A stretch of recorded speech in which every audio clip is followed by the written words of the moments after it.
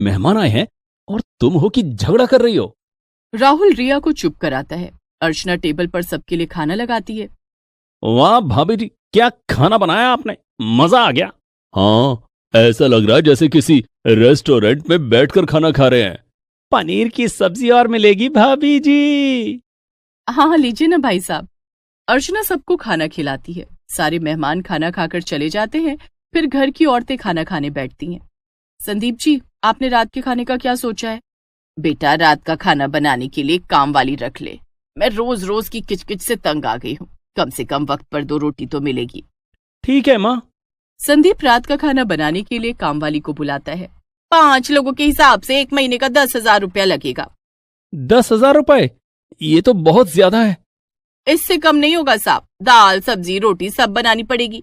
5 लोग हो तो 20 रोटियां तो बनानी पड़ेंगी। रख लेते हैं भैया, महीने के 5,000 आप दे देना और 5,000 मैं दे दूंगा। ठीक है राहुल।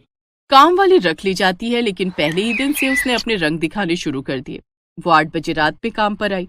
मंजू, तुझे 6 बजे आने के लिए कहा था, तू 2 घंटे लेट क्यों आई? मालकिन, मेरे बेटे की तबीयत खराब हो गई है, उसे लेकर डॉक्टर के पास गई थी, इसलिए लेट हो गई। कल से मैं टाइम पर आएगी।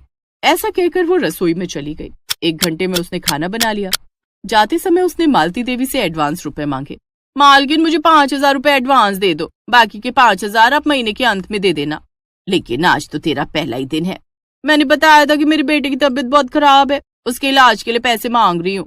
मालती देवी अपने बड़े बेटे संदीप से पैसे मांगकर मंजू को दे देती है, लेकिन पैसे लेकर वो 3 दिन काम पर नहीं आती है। तीनों दिन खाना बनाने के लिए दोनों बहुओं में फिर से झगड़ा होने लगता है। मैंने कह दिया ना, मैं रात को रसोई में नहीं जाऊंगी। मैं भी रात को रसोई में नहीं जाऊंगी। आप दोनों शांत हो जाओ, मैं खाना बाहर से मंगा देता हूँ।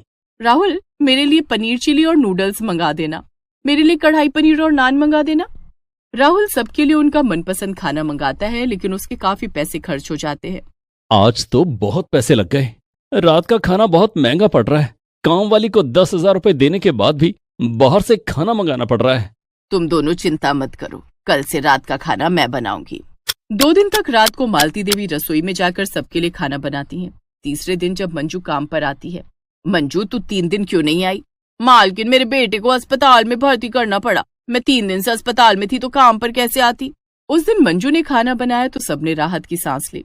थैंक गॉड कि मंजू काम पर आ गई।